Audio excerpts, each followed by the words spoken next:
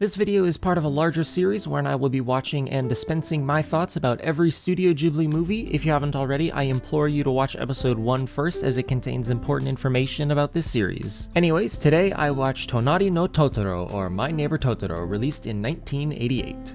And spoiler warning. So I feel confident saying that Totoro was the first really massive movie that Ghibli made, and simply based on my emotional impression of the studio from when I was a kid, it also seems to be the film that really defined what Studio Ghibli is all about. I mean, Totoro is literally the studio's mascot, so one could gather all of this even just with tertiary knowledge of the studio, but now that I've actually watched this movie, I feel like I really understand why. I honestly can't think of anyone who wouldn't be able to find some enjoyment in this film. It's just packed to the gills with imagery that evokes a sense of childlike wonder, which is something that just about anyone can relate to. And fittingly enough, it's kinda hard to pinpoint why that is. I kinda feel like the best way I could get somebody to understand how I felt watching this film would be to just sit them down and have them watch the whole movie, and then at the end of it just go, you know? But I guess I'll try my best to do so without just explaining everything that happens in the film. I think part of what makes this movie feel so magical is how new elements are introduced to the story very matter-of-factly. Like when Totoro gets revealed, the narrative doesn't focus on what his powers are or even what he is.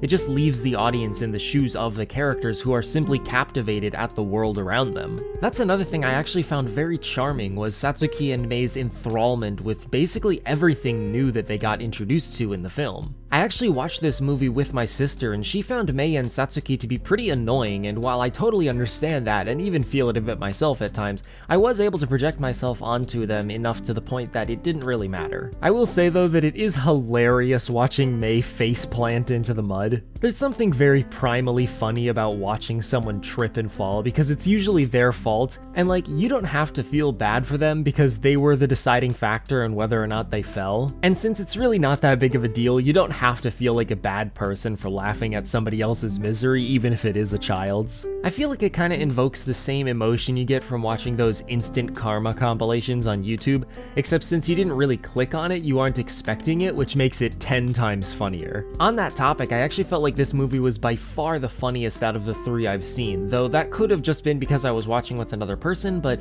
either way, the comedy still resonated with the tone of the movie and made me enjoy it more, so I felt like mentioning it. One other thing I felt was worth mentioning was that I obviously knew how absolutely massive this movie was before watching it, and so I definitely expected it to be a lot grander, especially considering what I had seen of Ghibli's last 2 movies. At first, I saw this absolutely massive tree/forest area and thought back to how in Castle of the Sky, the climax of the narrative had Shita and Pazu completely destroy the lower half of Laputa, and I just thought, oh man, some crazy stuff is gonna go down with this tree. But in reality, the emotional climax actually comes from Mei getting lost and Totoro helping Satsuki find her, and they really don't even dwell too much on that plot point. I guess there is also that iconic scene where they're all rising a new absolutely massive tree out of the acorns that Satsuki and Mei planted. That was pretty grand. It was also visually spectacular, and probably the best moment in the whole movie for conveying that sense of childlike wonder. But I guess if you were talking about the actual plot of the movie, that scene turns out to be maybe a dream or something, I think. It's obviously left up to interpretation, but it definitely doesn't seem to have massive story ramifications. Back to the whole Mei being lost thing, it almost feels like the film knows that you know that it's meant to be a sweet, lighthearted story about 2 sisters and a giant fluffy forest spirit, so it really doesn't pretend like you're meant to think that Mei is actually in any danger. And actually, that connects to another thing I love about this movie, which is that not only does it not dwell on the quote-unquote climax all too much, it doesn't really dwell on anything all too much. Totoro was the shortest Ghibli film yet, and I think this worked to its strength. See, I put a lot of value on brevity and density in the media I consume. Sometimes when I'm finished watching a good show or movie, I'll end up liking it, but I'll have this lingering feeling that I would have liked it more if they just cut out all the fat. I will say that sometimes fat is good though, but in this movie's case, I found myself super engaged the whole time because the movie felt appropriately paced for the story that it was trying to tell. Moving on, I gotta say, this is my favorite looking Ghibli film by far.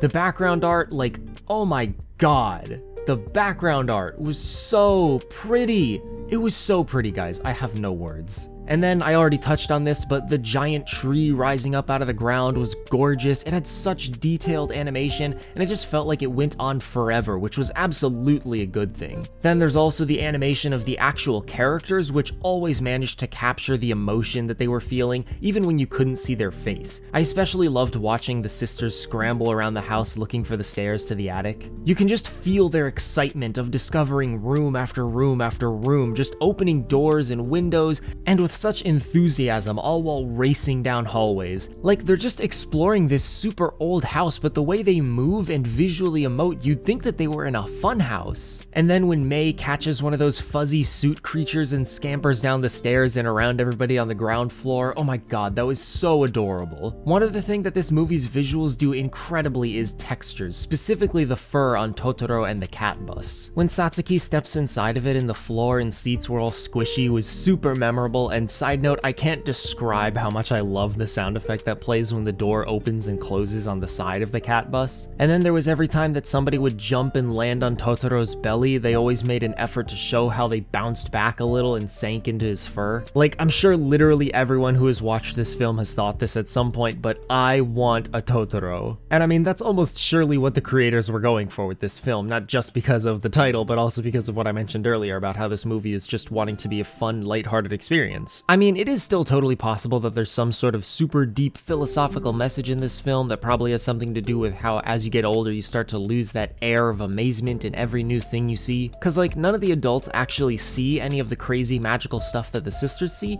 but they still believe in Totoro and the other spirits and stuff, presumably for the same reason that the nanny believes in them, which is that they used to be able to see all these magical things when they were a kid, but as they grew up that all went away. Is this meant to suggest that nothing in the film actually happened and that everything to do with Totoro and the suit spirits and the cat bus and all that stuff was just a figment of the main character's imaginations? I don't know, maybe. It's obviously up to interpretation, but I choose to believe that in the universe of this movie, magic and spirits and everything else supernatural that we see really does exist, and simply that children are the only ones who can see or be affected by it. Maybe as I get older, I'll think back to this moment and call myself an ignorant child, but I don't really think that's a bad thing, and I'm inclined to believe that my neighbor Totoro would agree with me. A few more notes I had about this movie was that I didn't really care all that much for the mom's subplot. I don't know, I just didn't feel like it had that much time put into it, and I didn't feel all that concerned when the movie questioned if she would survive or not. Kinda in the same way that I felt about Mei being lost. It didn't have tons of tension, but at the same time, the movie didn't try to act like it was more than it was, and the resolution was really sweet nonetheless. This one's kinda trivial, but I noticed that the characters in this movie had extremely expressive mouths, most notably Totoro, the cat bus, and Mei. I don't know how to describe it, but I always find it super endearing when a character opens their mouth super wide for a long time. Maybe because it like shows a level of physical vulnerability or something, but whatever the case is, basically anytime Totoro yawned or spoke or smiled, I got all warm and fuzzy inside. Now that I think of it, Totoro actually reminds me a lot of Appa from Avatar: The Last Airbender, and now I'm definitely thinking that this movie served some inspiration for Appa's visual and sonic design. Anyway, in the theme of these characters reminding me of other works of cinema I've seen, I couldn't help but think of Flash 100-Yard Dash from Zootopia whenever Totoro or the cat bus would start smiling,